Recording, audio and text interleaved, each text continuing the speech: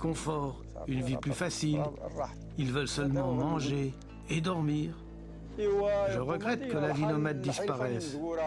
Nous, on a vécu et on continue. Les jeunes, ils feront ce qu'ils voudront.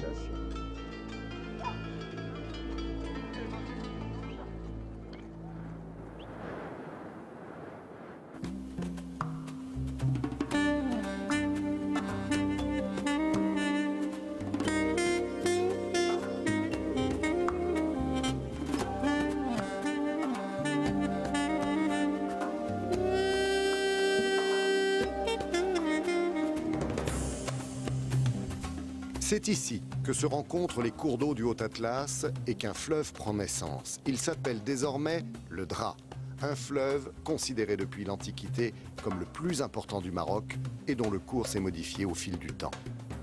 Pour cette région, qui subit déjà de longues périodes de sécheresse, c'est un autre obstacle qui contrarie depuis près de 40 ans le cours du fleuve, un barrage, destiné à fournir l'eau potable qui plus est à la ville de Ouarzazate, en plein développement commercial et touristique.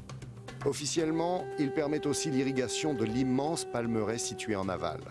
Ainsi, aujourd'hui, le Dra ne s'écoule donc plus de façon permanente et naturelle, et c'est la main de l'homme qui en détermine le flux.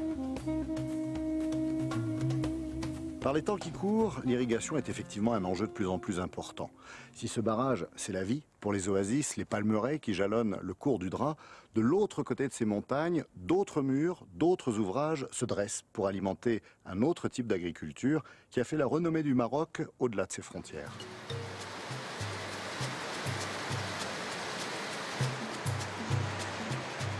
Il a suffi de 600 000 tonnes cueillies chaque année pour que la plaine du Souss devienne la première région productrice d'agrumes du Maroc.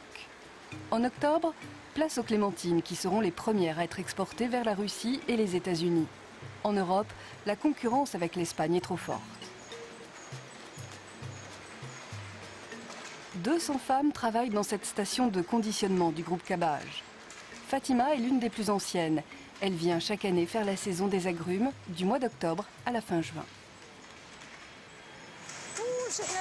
Ici, c'est comme une grande famille. On est tous comme des frères, les femmes et les hommes. On se connaît depuis des années, depuis 1987, alors ça fait longtemps. Si tu travailles avec quelqu'un plus de 10 ans, ça y est, il est de la famille.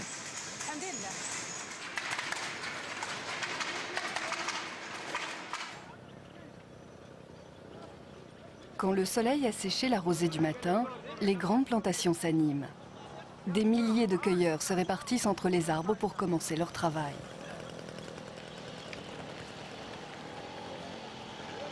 Pour cette équipe qui va récolter les premières clémentines, c'est aujourd'hui que se mesure le résultat de toute une année de soins attentifs.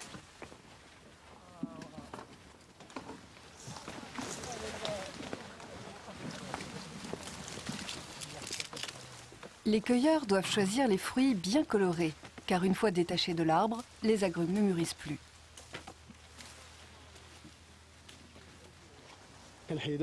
On utilise un sécateur. Si on les arrache à la main, on les abîme.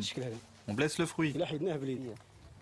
Alors que quand on coupe la tige avec un sécateur, on garde l'étoile.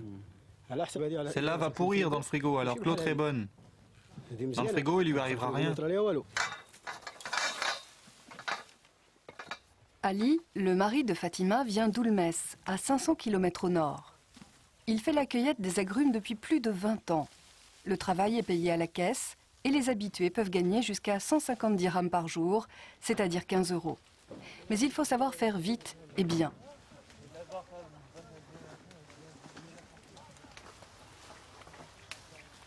Beaucoup de cueilleurs sont des saisonniers. Kamel vient de Beni Mellal, de l'autre côté de l'Atlas. Là-bas, il est peintre en bâtiment. C'est des amis qui viennent ici qui m'ont parlé de ce travail. Je les ai accompagnés et depuis je viens chaque année. On gagne plus en étant payé à la tâche qu'à la journée. Quand je travaille ici pendant 6 mois, je reviens à la maison avec des économies.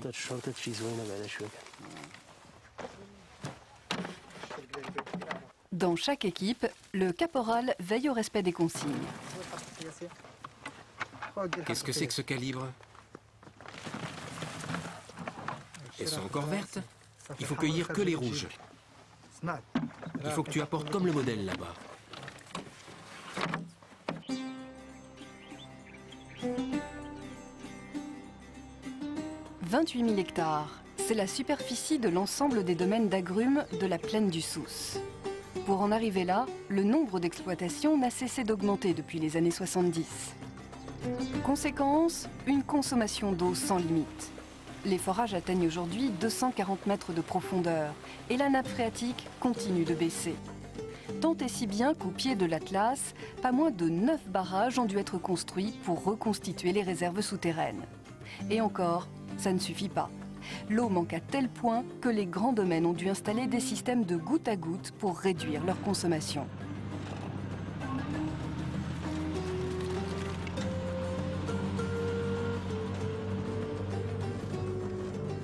Seule une petite partie des 200 hectares du domaine ont été récoltés ce matin. Avec les différentes variétés de clémentines, les oranges, les citrons et les pamplemousses, les ouvriers ont encore du travail pendant plusieurs mois.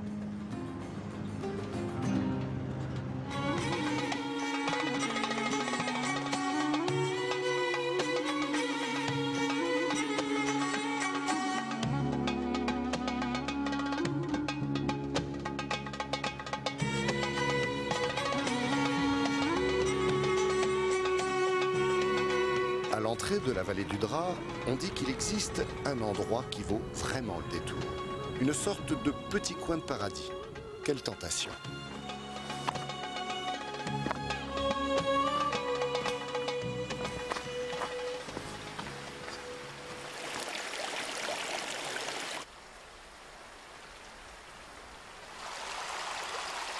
Et celui qui détient, sinon les clés, les secrets de ce paradis, c'est Omar. Sa cascade, comme il dit, il la connaît bien, et sait qu'un jour ou l'autre, elle lui apportera la prospérité. Ne serait-ce qu'avec les visiteurs, les curieux comme nous. J'ai choisi seul pour venir ici, pour dire bonjour avec les touristes qui passaient, et gagner un peu de sous pour vivre. Les Français changeaient Tchin-Tchin pour à la Tian-Etian, Russe, Nasdrovier, un breton Hermat, un berbère des Touaregs, les Biti-Bitou, les Mabitou, les Habiti-Habitou, les Mahbitou, un espagnol, arriba abajo a Centro, a Centro,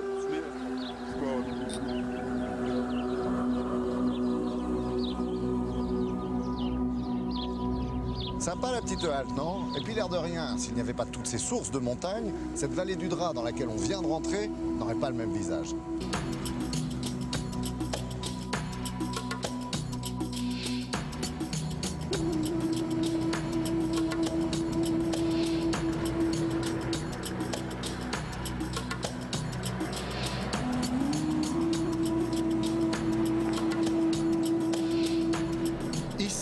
Commence donc cet immense palmeraie de 26 000 hectares qui produit des dattes que l'on récolte à la fin de l'été. La seule source de revenus pour les habitants de la région.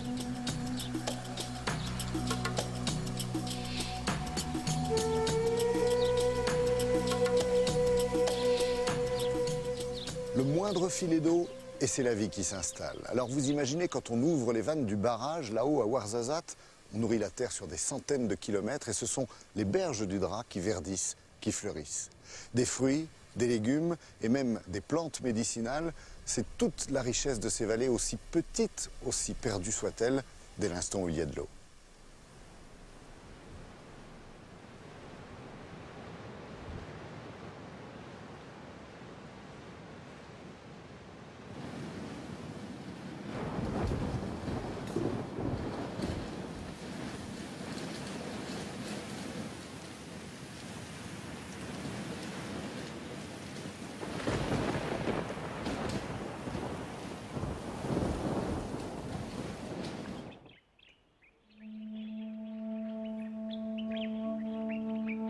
Dans les années 70, des voyageurs ont baptisé ce trou de verdure la vallée du paradis.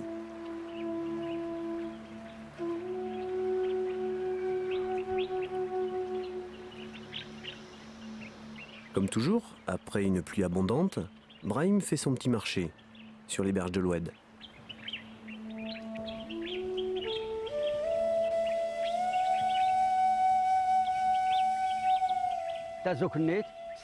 Ici, on trouve du thym, du romarin, de la lavande. On fait du miel avec ces plantes aussi. C'est avec ça qu'on se soigne. Et c'est très efficace. Si tu as mal au ventre, ou bien si tu as mal au dos. De retour au village, Brahim offrira sa cueillette à sa famille et ses voisins. Il habite Taskit, c'est un peu plus haut, quelques maisons accrochées à flanc de montagne. Repliée dans cette vallée dérobée, la tribu des Ida ou Tanen a été une des dernières à se rallier au royaume du Maroc dans les années 20. Le village est presque désert, les hommes travaillent un peu plus loin. Ils tracent même la route qui va désenclaver Taskit.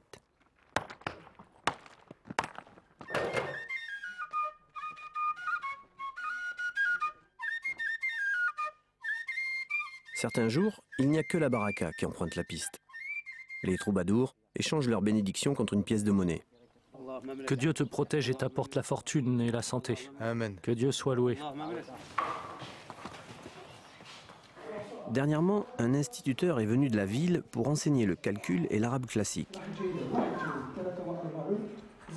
Autrefois, quand il n'y avait pas d'école, cette tâche revenait au personnage le plus important du village, le fqi. Au Maroc, un fqi est à la fois imam, enseignant et guérisseur. C'est lui qui détient le secret des plantes.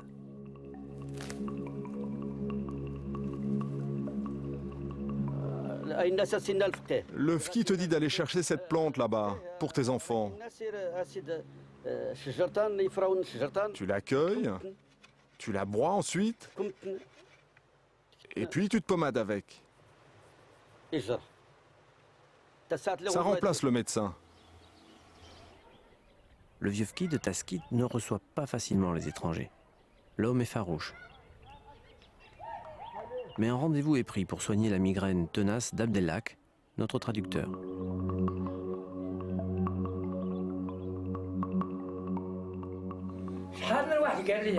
J'ai eu beaucoup de témoignages de guérison avec ce traitement. Tu vois cette potion? Tu vas en mettre quelques gouttes dans chaque œil. Mais directement la bouteille ou avec quelque chose? Comme tu veux, faut que ça rentre. Et combien j'en mets? Un petit peu, c'est tout. Ma tête, tu sais, j'ai vraiment mal à la tête. Ça, c'est le bon remède. Merci. Allez, merci, que Dieu te protège. Dieu va t'aider. Et qu'est-ce qu'il y a dedans?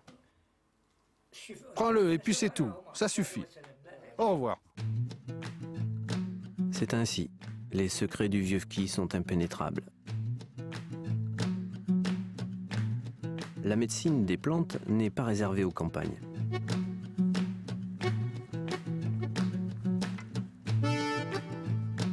Les cueilleurs comme Brahim approvisionnent les herboristeries des grandes villes. À 150 km de là, Ahmed tient une boutique réputée de la ville d'Essaouira.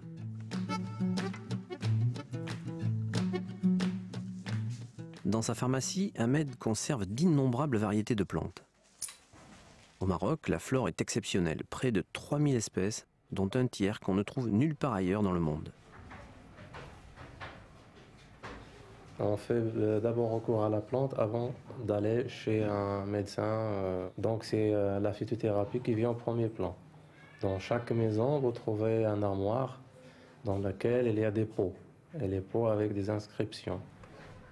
J'essaie des recettes ancestrales, utilisées d'une façon culturelle, quotidiennement par les gens. Et quand je vais dans les références écrites, ça fait des siècles, spécialement par des phytothérapeutes comme Ibn al-Baytar ou autres, je trouvais que cette recette, elle a résisté au temps. Et c'est le temps qui prouve son efficacité, tout simplement.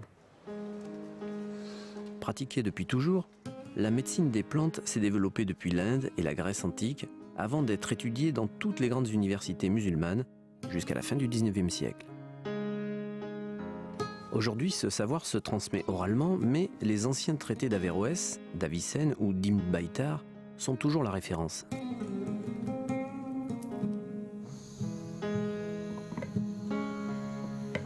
Parmi ces ouvrages, le livre des nourritures révélait que l'alimentation joue un rôle thérapeutique fondamental.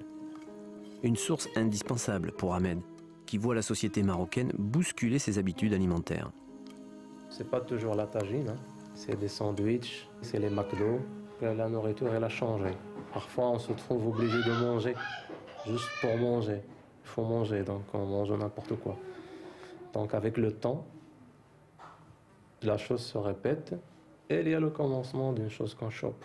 Au niveau viscéral, gastrique, le côlon et tout.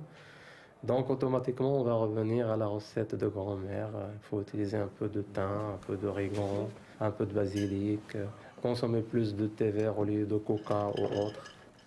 Ça, c'est des noix de Galles. Il faut les faire chauffer? Non, il faut les broyer. Après, on en fait une infusion. Ah, ça se boit. C'est vraiment efficace? C'est très bon pour les problèmes de digestion. Pendant que les maraîchers du souk préparent leurs étals, les premiers haut-parleurs sont hissés au-dessus de la foule. Si vous avez des brûlures au rein, à l'estomac, si vous avez de grosses migraines, voilà les herbes, voilà l'herboriste.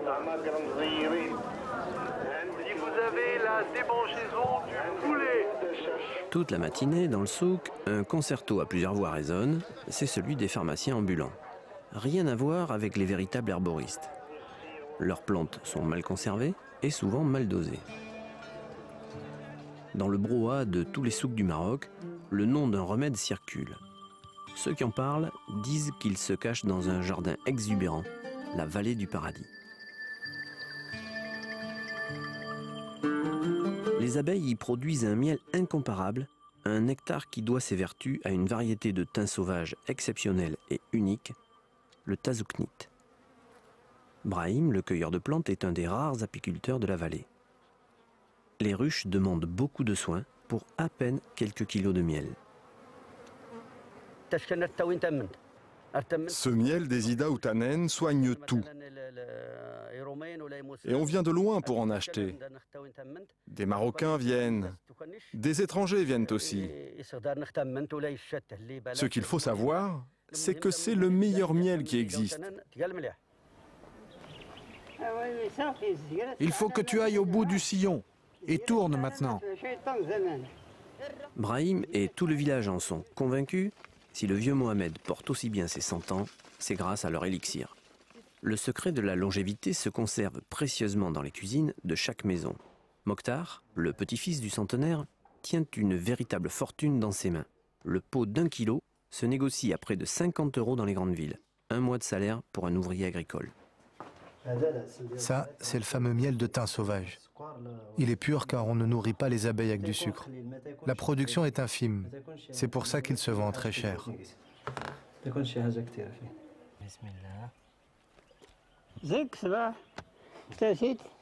3 cuillères chaque matin et tu ne tomberas jamais malade. Ce miel, c'est comme un médicament.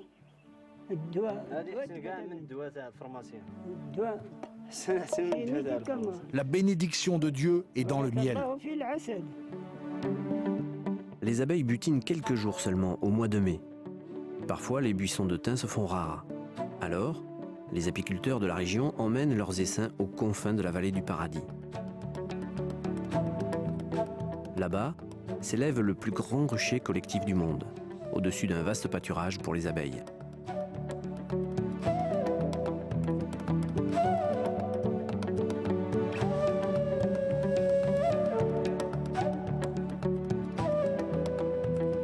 Ce jardin d'Éden, comme tant d'autres au Maroc, est une réserve végétale inestimable.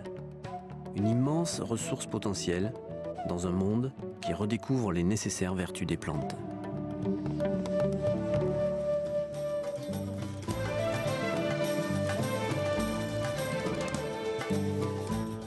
À Timsla, au cœur de la vallée du Dra, une palmeraie d'une dizaine de kilomètres de long fait vivre les 4300 habitants du village.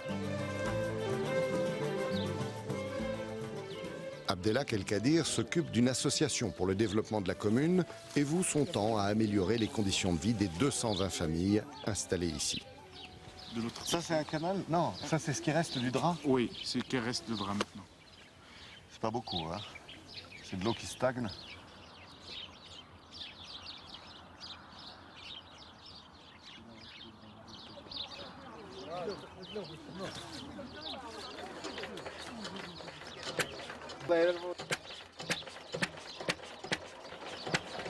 Contrairement au discours officiel, les lâchers d'eau du barrage ne suffisent plus.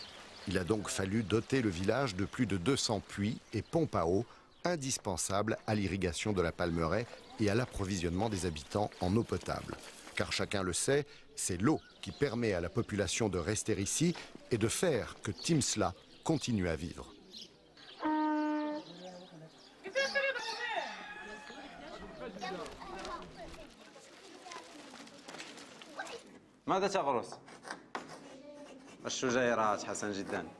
Éviter l'exode rural, c'est aussi maintenir l'école primaire de Timsla que fréquentent 200 élèves, filles et garçons. L'école, l'enseignement, c'est le deuxième pilier du développement dans les villages après l'accès aux soins et à l'eau. Et si les grandes orientations, les grandes décisions sont prises par l'État, par le roi, ce sont bien les associations qui, sur le terrain, localement, améliorent le quotidien des populations. C'est grâce à elles, par exemple, que dans les classes de Timsla, on a sans doute un peu plus de moyens qu'ailleurs pour sensibiliser les enfants aux problèmes de l'environnement ou pour lutter contre l'illettrisme et donner aux jeunes générations le goût de la lecture, ce qui n'est peut-être pas dans l'air du temps au Maroc.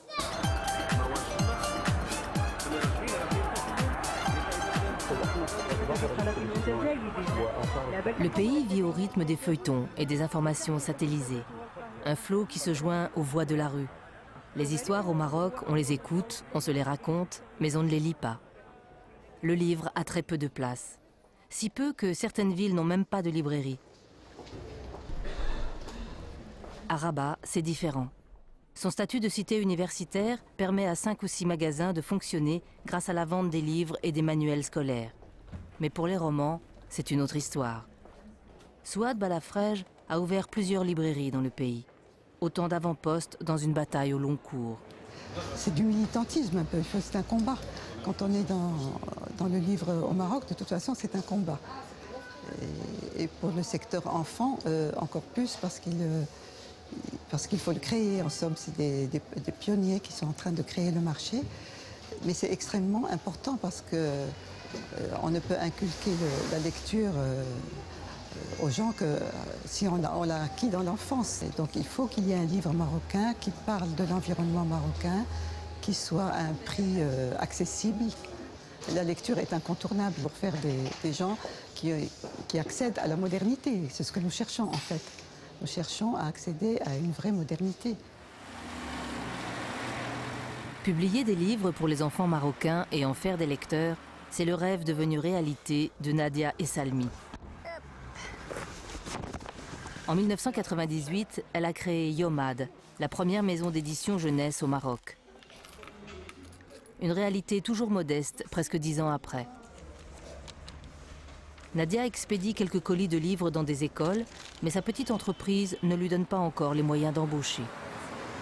Dans quelques années, peut-être, je pourrais recruter du monde et je pourrais me consacrer vraiment au métier d'éditeur dans le vrai sens du terme.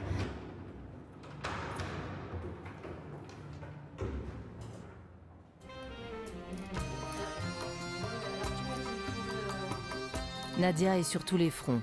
Directrice, coursière, secrétaire, attachée de presse, maquettiste et on en oublie certainement. Ici, il y a tout un travail derrière le livre pour le faire connaître d'abord et surtout pour dire aux enfants voilà ce qu'est un livre. Parce qu'il ne faut pas oublier qu'ici au Maroc, les enfants ne savent pas ce que c'est un livre. Et quand je dis ils ne savent pas ce que c'est un livre, c'est tout ce qui est parascolaire, tout ce qui est au-delà du livre scolaire. Pour offrir de la poésie aux enfants, Nadia doit d'abord trouver une bonne plume, un joli pinceau.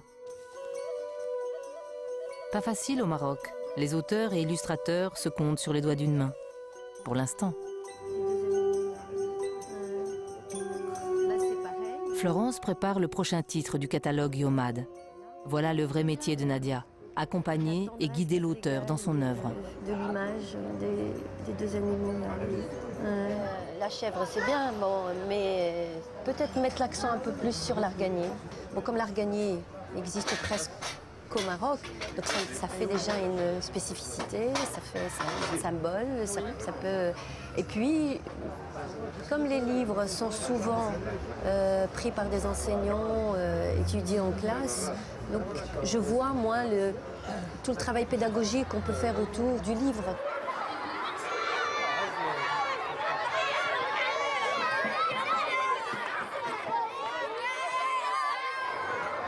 Faire des livres pour enfants, l'idée s'est imposée naturellement. Nadia était enseignante et grande lectrice. Il manquait un marché, Nadia est en train de le créer. Certains jours, après un coup de fil à la directrice, elle s'invite dans les classes pour animer des ateliers de lecture. Aujourd'hui, les petits chanceux sont en CM2 dans un quartier populaire de Salé.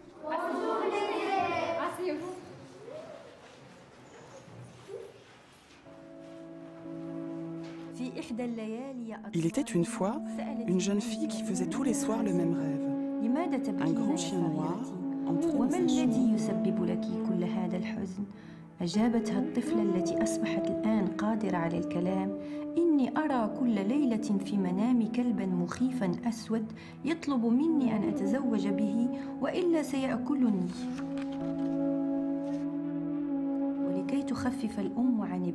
Contrairement aux enfants, il est rare que les enseignants réservent à Nadia un bon accueil. Pas franchement convaincus par les vertus des contes. Aujourd'hui, c'est une bonne surprise, les institutrices sont ravies. Je vais pour montrer surtout aux enseignants, parce que bon, c'est l'enseignant qui joue le relais. Nadia a une astuce. Elle laisse toujours les enfants seuls avec une pile de livres. Pour certains, c'est le premier livre d'histoire qu'ils feuillettent.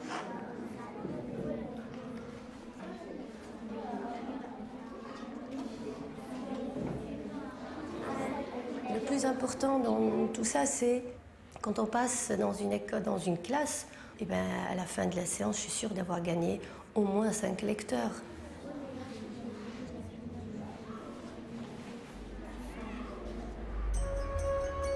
Il faut du temps et du travail pour poser un livre entre les mains d'un enfant. Un travail qui ne s'arrête jamais quand on veut aller au bout de son projet. Quand la ville dort, Nadia fait toujours le même rêve.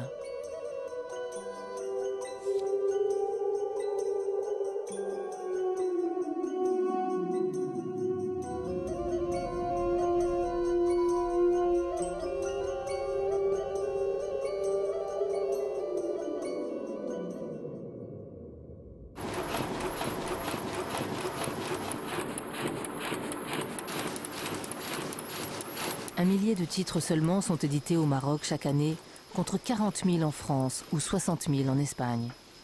Le tirage moyen d'un livre ici culmine à quelques centaines d'exemplaires. Alors les livres de Nadia, c'est un peu une goutte d'encre dans un désert littéraire. Au Maroc, une personne sur deux ne sait ni lire ni écrire. Un des grands chantiers du pays est de combattre l'analphabétisme. Une chance pour installer un peu plus le livre dans le paysage. Quelques semaines après la rentrée des classes, Nadia fait le tour des librairies. Cette année, les ventes ont doublé et ces livres occupent maintenant toute une table à la librairie du centre.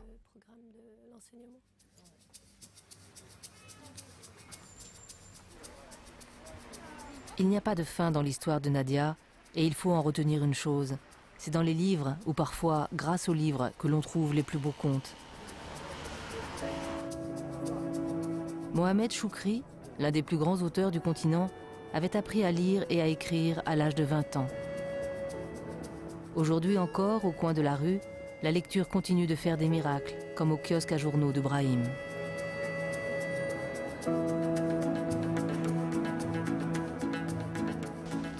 Bonjour, c'est dans ce magazine que tu écris des articles?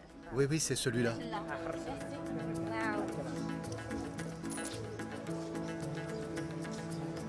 Tu vois, là, par exemple, c'est un personnage assez particulier.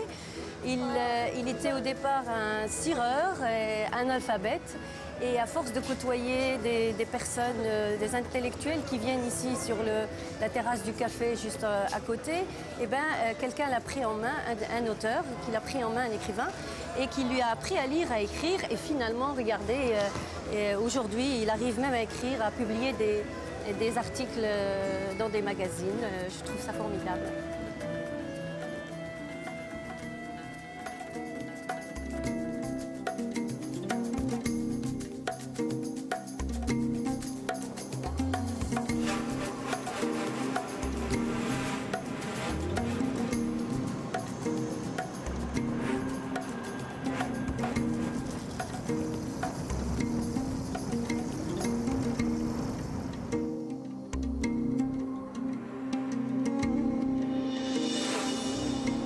« 150 km en aval du barrage, une petite ville pas tout à fait comme les autres, Tamgrout, qui exerce depuis des siècles une influence considérable sur les musulmans du sud marocain. Au cœur de la ville, une zaouïa, c'est-à-dire un établissement religieux destiné à la prière, à l'enseignement et à l'accueil des pèlerins, qui attire depuis le XVIIe siècle les musulmans venus de tout le Maghreb. Un lieu où l'on soigne aussi les maladies mentales, en grande partie par la prière. Chaque vendredi, la cour de la Zaouïa s'anime, les familles de la région, mais aussi les nomades des montagnes s'y retrouvent dans une ambiance mêlant ferveur et convivialité, sous l'œil de Mustapha Nassiri, grand érudit qui enseigna l'islam de longues années. Pourquoi il y a tous ces gens qui viennent dans la Zaouïa de Tamgrout? Tous, ils viennent ici pour prendre la baraka, pour voir le chef, pour demander des explications religieuses, des explications du Coran. C'est un petit pèlerinage. C'est un petit pèlerinage. En même temps, ils font du commerce, si vous voulez. Et c'est quoi la baraka? La baraka, c'est une chose... Monsieur, la baraka, on ne peut pas la toucher comme ça. La baraka, c'est par le grand Dieu. C'est quoi? C'est la chance? Non, si vous voulez, la chance, si vous voulez, la chance, c'est bon, la pensée d'être toujours en droit, en ligne droite. En droite ligne, avec les enseignements du prophète, avec les sourates du Coran, comme en témoigne le bourdonnement des prières qui s'élèvent de l'école coranique accolée à la Zaouïa.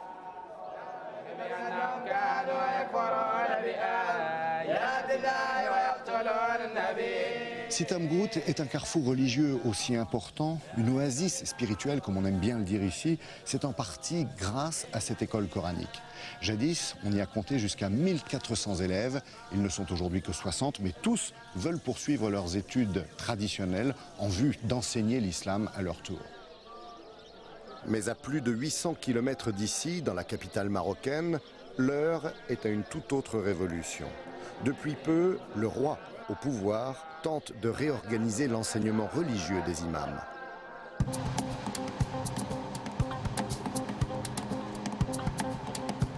Dans quelques minutes, le rapide Casablanca-Rabat entrera en gare.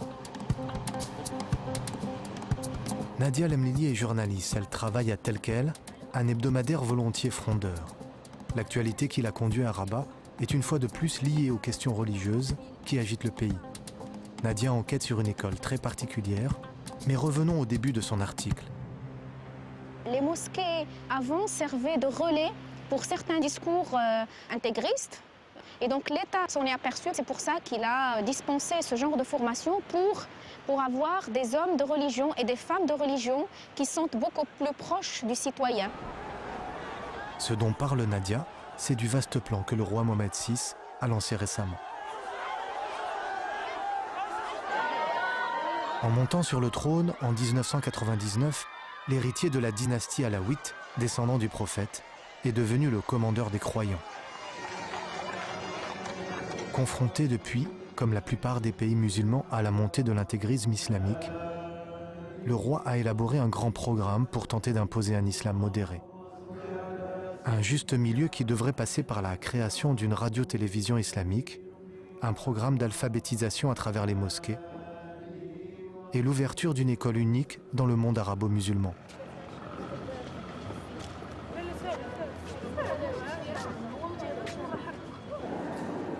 Nadia et la presse marocaine s'intéressent de près à cette nouvelle institution. On l'a même surnommée l'Imam Academy. C'est dans cet établissement au cœur de Rabat que l'on forme les imams de demain.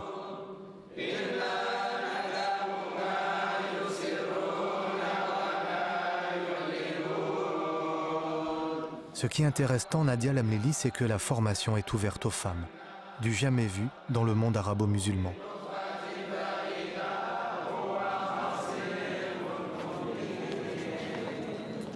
Les élèves suivent les mêmes cours. Les hommes seront imams, les femmes seront mortidettes, c'est-à-dire des guides religieuses. L'État veut désormais des femmes et des hommes de religion éclairés. Dans quelques mois, ces jeunes imams iront porter une parole modérée dans les 35 000 mosquées du royaume. Leur rôle sera de diriger la prière, de veiller à ce que les fidèles respectent les rites de l'islam, mais aussi de transmettre leur savoir aux imams plus anciens. Les femmes, qui suivent la formation religieuse, auront toutes les charges des imams excepté une seule. Elles n'auront pas le droit de diriger une prière.